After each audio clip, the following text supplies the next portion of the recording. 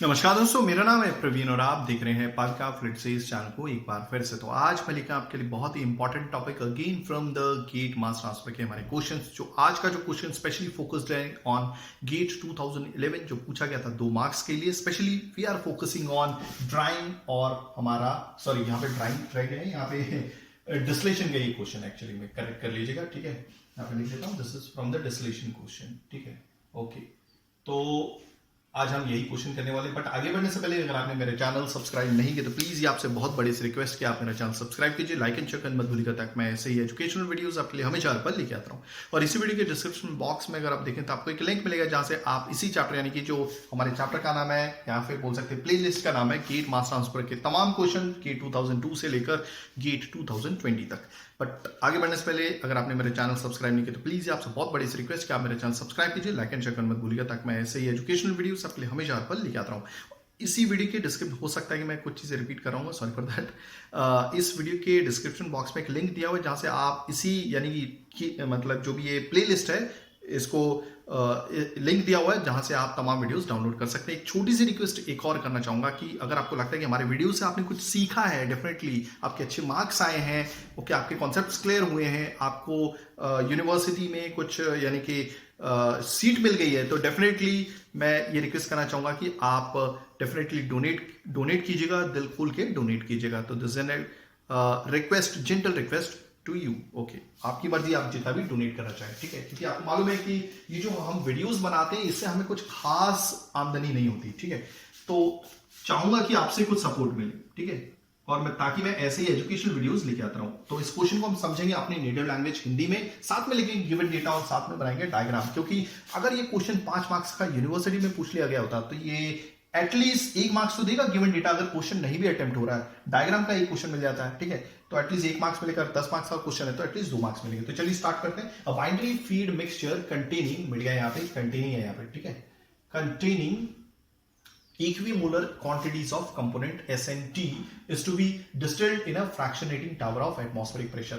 एक binary mixture, binary मतलब दो आपस में कंपोनेंट है, सॉल्युबल है, ठीक है, ओके। डिस्टिलेशन की मदद से हमें सेपरेट करना है, ओके। कौन कौन से कंपोनेंट है वो? दोनों S और T है। बाइनरी मिक्सचर मतलब दो कंपोनेंट है S और T, दोनों को मिक्स कर दिया गया है, ओके। किस हिसाब से मिक्स हुए? इक्विमोलर क्वांटिटी, यानी कि S भी 50% है और T भी 50% है, ओके। ये भी क्लियर हो गया, ओके। और क्या बोलते हैं, ये जो बाइनरी मिक्सचर है ये मोल परसेंटेज में है, मोल परसेंटेज में। तो सपोज मैं एक डायग्राम बना देता हूं पहले, ओके। ये क्वेश्चन इस डायग्राम के हिसाब से आपको काफी क्लियर हो जाएगा। ये हो गया हमारा डिस्टिलेशन कॉलम। फीड जो दी जा रही है, फीड F, इसको बोलूंगा शॉर्ट फॉर्म में S और T के तौर पे है, ओके। मान लेते हैं कि जो S है वो मोर वोलेटाइल कंपोनेंट है, ठीक है, इसका बॉइलिंग पॉइंट कम है TS compare to T, okay. और यहां पर जो XS है, XS, ठीक है, मोर ये है हमारा 50%, 50 मोल परसेंट है। और जो हमारा सॉरी क्या बोलते हैं, हाँ 50 मोल परसेंट नहीं है, तो हम तो X क्या है, हमारा मोल फ्रैक्शन है मोर वोलेटाइल कंपोनेंट का फीड में। तो मोल फ्रैक्शन को कैसे डिनोट करेंगे? X से। और S किसको डिनोट कर रहा है? S को। क्लियर हो गया ये, ओके। तो कितना मोल परसेंट है ये? 50 मोल परसेंट है। तो मोल परसेंट को 100 से डिवाइड कर दीजिए, तो जो मोल फ्रैक्शन आएगा 0.5। वही चीज आपकी XT का भी उतना ही होगा, क्योंकि इक्विमोलर क्वांटिटीज में प्रेजेंट है ना दोनों, ओके। और ये डिस्टिलेशन चल रहा है एटमॉस्फेरिक प्रेशर से पे हो रहा है, ठीक है। ये डिस्टिलेशन हायर प्रेशर पे भी किया जा सकता है, लोअर प्रेशर पे भी किया जा सकता है, डिपेंड करता है, ठीक है, किसमें आप अच्छा सेपरेट कर पाएंगे, okay. The distillate contains 96 mole percent, ठीक है, 96 मोल परसेंट, ओके। क्या, एक मिनट, शायद मैंने क्वेश्चन पूरा नहीं लिखा है, मोल परसेंट, हाँ यहां पर है ना एक चीज रह गई, S, हाँ ये थोड़ा सा बड़ा लिख देता हूं इसलिए समझ में नहीं आ रहा है। जो डिस्टिलेट है वो कंटेन करता है 96 मोल परसेंट S। तो कहने का मतलब है ये आया हमारा कंडेंसर, कंडेंसर के नीचे कुछ अमाउंट में रिफ्लक्स चला जाता है, मान लीजिए L, यहां पे निकल गया D। तो डिस्टिलेट में जो हमारा क्या बोलते हैं मोर वोलेटाइल कंपोनेंट का मोल फ्रैक्शन है, दैट इज योर XD, ठीक है। और मोल मींस मोर वोलेटाइल कंपोनेंट कौन सा? S, तो यहां पे XDS लगा देता हूं। क्लियर हो गया? S रिप्रेजेंट कर रहा है कि ये वाला कंपोनेंट है, और ये मोल फ्रैक्शन है डिस्टिलेट में, इसलिए XD लिखा हुआ है। कितना है मोल फ्रैक्शन? कितना है? 0. ये 96 मोल परसेंट है S, तो उसे डिवाइड बाय 100 कीजिए, सो दैट विल बी 0.96। हो गया ये भी। तो गिवन डेटा तो शायद लिखने की जरूरत नहीं है, क्योंकि डायग्राम में सारे कुछ चीजें आती जा रही है, ओके। अब द क्यू लाइन यानी कि जिसको फीड लाइन भी बोलते हैं, देखिए अलग अलग लाइन होती है, हर एक लाइन की मीन्स ये होती है स्लोप होती है, ठीक है। The Q line intersects the equilibrium line at x dash is equal to 0.46 and y dash is equal to 0.66 where x dash and y dash are the mole fractions। कौन से मोल fractions है ये? मोर volatile component के हैं, यानी कि s के हैं, t के नहीं, याद रखिएगा। ओके, तो इसको समझने के लिए काम करते हैं, यहां पर एक चीज रहेगी, यहां पे w निकाल देते हैं, और यहां पर जो रहेगा mole fraction of more volatile component का ये बॉटम क्या बोलते हैं प्रोडक्ट में, ये xw होगा। क्लियर हो गया? xws हो गया। s किसको रिप्रेजेंट कर रहा है? मोर वॉलेटाइल कंपोनेंट को, और w ये मोल फ्रैक्शन है मोर वॉलेटाइल कंपोनेंट का w के अंदर। हो गया ये भी क्लियर? हो गया। चलिए, तो एक और डायग्राम मैं बना देता हूं, आपने देखा होगा vapour liquid equilibrium diagram, VLE, ठीक है। ओके, ये हो गया हमारा डायगोनल जहां पे x और y की वैल्यू लगभग सेम होती है, और ये हो गया हमारा वेपर लिक्विड इक्विलिब्रियम डायग्राम। मैं काम करता हूं इसको है अलग अलग डायग्राम मींस उससे बनाता हूं ताकि आपको थोड़ा दिखने में भी अच्छा लगे और समझ में भी आएगा, ठीक है। तो ये तो हो गया हमारा कुछ इस तरह से, ये वेपर लिक्विड इक्विलिब्रियम डायग्राम हो गया। ओके, अब मैं कोशिश करूंगा रेड कलर का यूज करें। ओके, तो ये क्या बोल रहा है, देखिए यहां कहीं पर हमारी फीड लाइन है जहां से उस जिसका ओरिजिनेशन मींस जिसका ओरिजिन यहां पर हो रहा है, ठीक है। तो ये जो क्यू लाइन है, क्यू लाइन किससे मींस रिलेटेड है? फीड से रिलेटेड। याद रखिएगा, क्यू लाइन को फीड लाइन भी बोलते हैं। अभी जो क्यू लाइन है या फिर बोल सकते हैं फीड लाइन है, ये इंटरसेक्ट कर रही है इक्विलिब्रियम लाइन को। कहां पर? मान लीजिए, देखिए क्यू लाइन कहीं पर भी जा सकती है, सीधी जा सकती है, थोड़ा टेढ़ी जा सकती है, यहां पे टेढ़ी जा सकती है, यहां पे सीधी जा सकती है, यहां पे नीचे भी जा सकती है। कहने का मतलब वो वर्टिकल भी जा सकती है, हॉरिजॉन्टल भी जा सकती है, ऐसे भी जा सकती है, ऐसे ऐसे ऐसे ऐसे, ठीक है। तो मान लीजिए ये कहीं पर कुछ ऐसे इंटरसेक्ट कर रही है, हो गया ये हो गई हमारी फीड लाइन। यहां पे लिख देता हूं, this is your feed line. Okay, तो यहां पर हमें देखिए फीड लाइन जो है या फिर क्यू लाइन आपके इक्विलिब्रियम, ये क्या है आपका? ये इक्विलिब्रियम VLE डायग्राम है, vapour liquid equilibrium diagram. Clear हो गया ये? ओके, और ये जो एक्स एक्सिस है ये मोल फ्रैक्शन है मोर वॉलेटाइल कंपोनेंट का, और y जो है आपका ये भी मोल फ्रैक्शन है मोर वॉलेटाइल कंपोनेंट का, गैस फेज में और ये लिक्विड फेज में, ठीक है। तो ये हो गई हमारी क्यू लाइन या फिर फीड लाइन, ठीक है। ओके, अब ये जहां पे इंटरसेक्ट कर रही है ये क्यू लाइन इस पॉइंट पे, ओके, इसके कोऑर्डिनेट क्या है यहां पे लिख देता हूं, इसके कोऑर्डिनेट यहां पे लिखता हूं, ठीक है। ये हो गया x है हमारा 0.46, ओके, कॉमा 0.66, ये हो गया हमारा y कोऑर्डिनेट। ओके, और x डैश और y डैश जो बताया हुआ है कि ये मोल फ्रैक्शन है, ठीक है। और क्या दिया हुआ? एक चीज और नहीं दी है मैंने, कहीं लिखा नहीं है क्या? नहीं दिया हुआ, सारी चीजें लिखी है। हाँ, डिस्टिलेट में हमारा जो मोर वॉलेटाइल कंपोनेंट का मोल फ्रैक्शन है वो है हमारा 0.96, तो डिस्टिलेट का कहां पे रहेगा? वो यहीं पर रहने वाला है। ओके, तो दैट विल बी 0.96, 0.96। ये हो गया हमारा, क्या हो गया? XDS। क्लियर हो गया ये? हो गया ये क्लियर? ओके, आई होप आपको चीजें समझ में आ रही होंगी। ओके, दूसरी चीज अब मैं जो बनाने जा रहा हूं कि इसी देखिए ये जो मोल फ्रैक्शन है हमारा डिस्टिलेट के अंदर मोर वॉलेटाइल कंपोनेंट का, मोर वॉलेटाइल कंपोनेंट कौन सा? S का, तो XDS 0.96 है, ये डायगोनल पे रिप्रेजेंट किया जाएगा इस पॉइंट पे, ठीक है।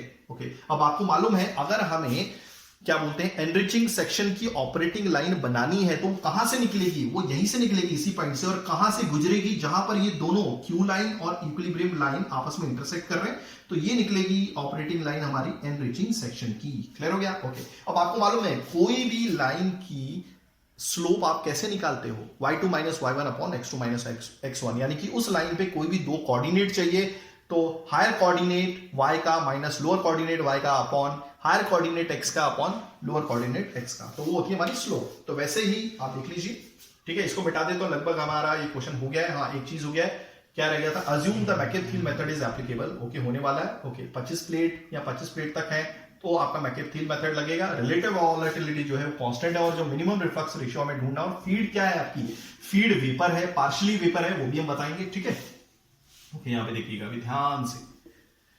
चलिए, तो अब आपको मालूम है ये देखिए ये जो लाइन आपको दिख रही है ना, ये आपकी लाइन है ऑपरेटिंग लाइन, किसकी? एनरिचिंग सेक्शन की। और एनरिचिंग सेक्शन इतना पार्ट होता है जहां पे आपका मोर वॉलेटाइल कंपोनेंट रिच हो रहा है, ठीक है। सिंपल। ओके, तो चलिए आगे बढ़ते हैं।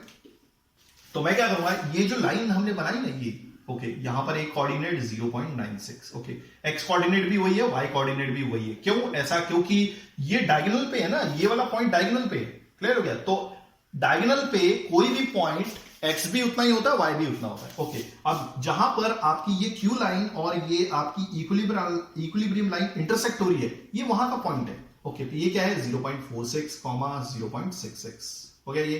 तो मान लीजिए इसको x1, इसको y1, इसको x2, y2 हो गया ये। ओके, तो स्लोप क्या होती है कोई भी लाइन की, हमें दो कोऑर्डिनेट मालूम होने चाहिए, इसको m भी बोलते हैं। So that is y2 minus y1 upon x2 minus x1। Clear हो गया?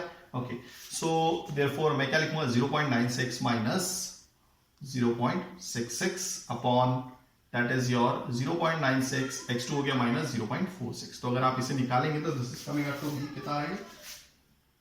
तो मैंने लिखा नहीं है सर, एक मिनट, मैं एक काम करता हूँ कैलकुलेटर से निकाल देता हूँ। ठीक है, तो 0.96 माइनस 0.66 डिवाइड बाय 0.96 माइनस 0.46, तो this coming out to be 0.6 हो गया ये। ओके, अब आपको मालूम है ये जो आपकी लाइन है ये क्या है? ये ऑपरेटिंग लाइन है एनरिचिंग सेक्शन की। तो वैसे भी कोई भी स्ट्रेट लाइन की इक्वेशन क्या होती है? y equal to mx plus c, मगर इसके हिसाब से डिस्टिलेशन में एनरिचिंग सेक्शन की, यानी कि इस लाइन, ये जो ऑपरेटिंग लाइन है हमारी एनरिचिंग सेक्शन की। तो इसी इक्वेशन, इसी लाइन को रिप्रेजेंट करने के लिए डिस्टिलेशन में हमारे पास एक इक्वेशन होती है। जैसे आप एक लाइन को इससे रिप्रेजेंट करते हैं, this is your y is equal to your this one r upon r। हाँ, यहां पे हमें मिनिमम रिफ्लक्स रेशियो पूछा गया है, तो r minimum plus 1x plus xd upon r minimum plus 1। तो ये इसको रिप्रेजेंट करता है। अगर आप इस इक्वेशन को इससे कंपेयर करेंगे तो दैट मींस x का जो कोफिशिएंट होगा वही स्लोप होगा। तो देखिए ये स्लोप है और ये क्या है? ये हमारा इंटरसेप्ट है।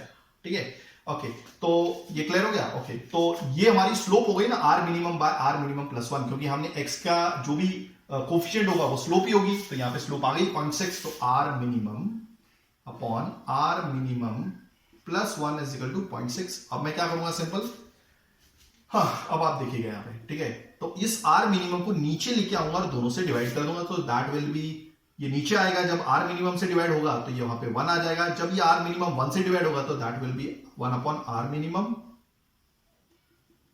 Okay, is equal to 0.6। Okay, चलिए आगे बढ़ते हैं। इसको मैं मिटा देता हूं फिलहाल, इसका तो कोई कंसेप्ट नहीं है यहाँ पे, मतलब ये तो जस्ट समझाने के लिए था यहाँ पे। ओके, सो अब मैं इसको यहां पे ले लूंगा, 0.6 को नीचे ले लूंगा, तो ये हो जाएगा 1 upon 0.6 is equal to 1 plus 1 upon r minimum. Okay, तो 1 को 0.6 से डिवाइड किया तो कितना आएगा? दैट विल बी, ओके, अगर आप इस पूरे रिलेशन को निकालेंगे, ठीक है, अब तो मैं हर एक कैलकुलेशन आपको करके बता रहा था, this is coming out to be 1.5। Okay, एक हमारे पास एक और मेथड है जो मैं आपको बताने की कोशिश करूंगा। अगर सपोज आप इतना लंबा चौड़ा नहीं करना चाहते हैं, ये तो मैंने कॉन्सेप्ट था जो मैंने आपको समझाने की कोशिश की थी। ठीक है, अगर आप इतना नहीं करना चाहते हैं तो यू फॉलो दिस, आप ये भी फॉलो कर सकते हैं। लेट मी चेक, एक फॉर्मूला होता है, डायरेक्टली आपको मिल जाएगा इसका आंसर। ठीक है, एक फॉर्मूला था, कहां पे लिखा है हमने?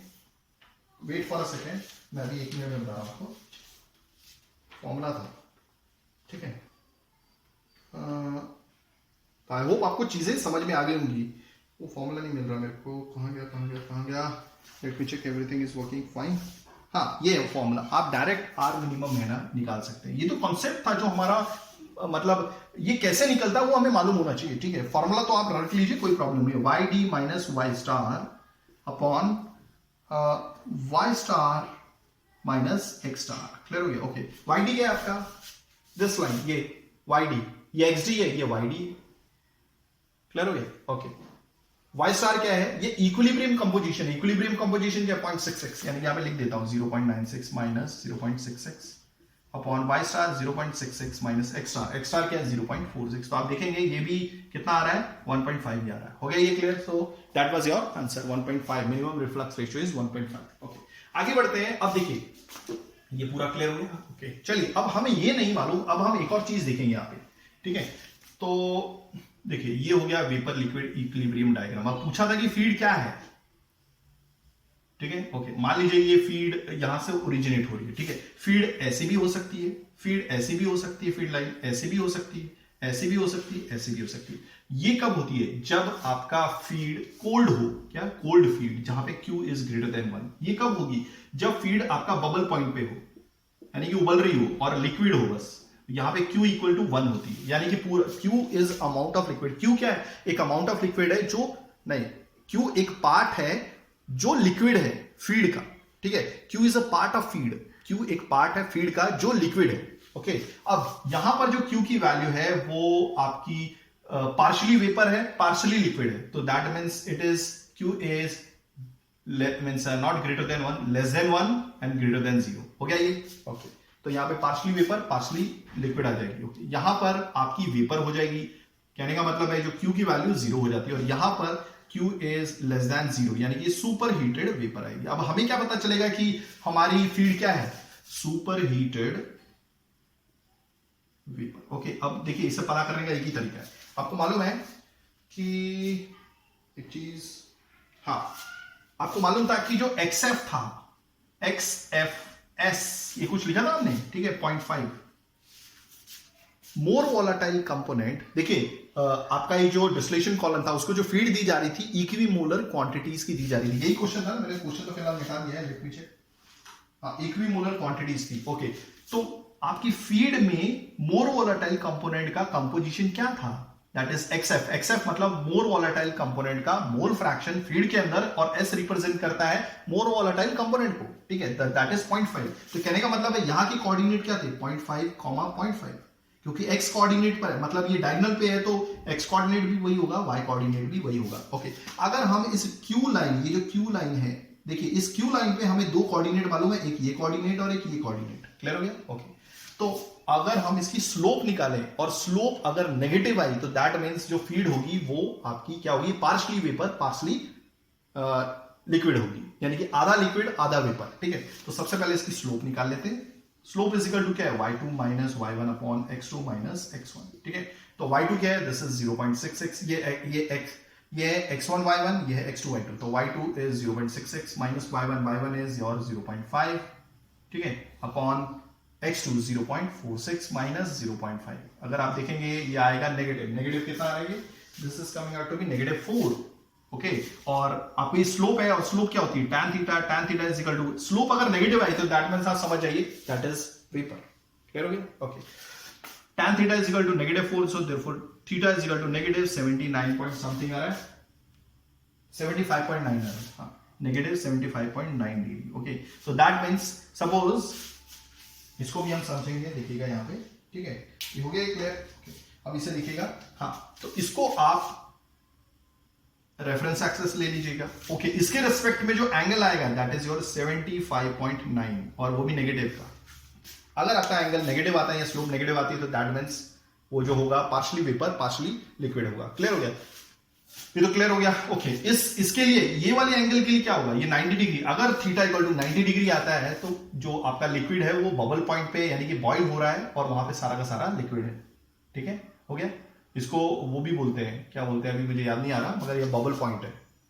ठीक है, जहां पे लिक्विड मिक्सचर बॉयल होता है। देखिए बॉइलिंग पॉइंट क्या होता है, उसमें एक ही कंपोनेंट होता है जब बॉयल होता है एक पर्टिकुलर टेम्परेचर पे। ठीक है, बबल पॉइंट क्या होता है? वहां पे liquid of mixture, binary mixture है, तो मिक्सचर जब बॉयल होता है वो होता है बबल पॉइंट। ओके, अब हाँ, अगर 190 डिग्री से ज्यादा हो जाए एंगल तो दैट मींस आप समझ जाइए कोल्ड फीड है। ओके, अगर एंगल थीटा इक्वल टू 0 हो जाए तो दैट मींस आप समझ जाएगा लिक्विड मींस जो फीड है वो वेपर है, वहां पे Q इक्वल टू 0 है। और दूसरी चीज, अगर वो पूरा 0 डिग्री से भी नीचे चले जाए तो दैट मींस आप समझ जाएगा कि that your feed is super heated vapour. तो आई होप आपको चीजें समझ में आ गई होंगी। अगर आप ऐसी एजुकेशनल वीडियोस चाहते हैं तो डू राइट अ कमेंट, मैं पूरी कोशिश करूंगा टाइमिंगली वीडियोस लेके आने की। थैंक्स फॉर वॉचिंग, धन्यवाद, थैंक यू।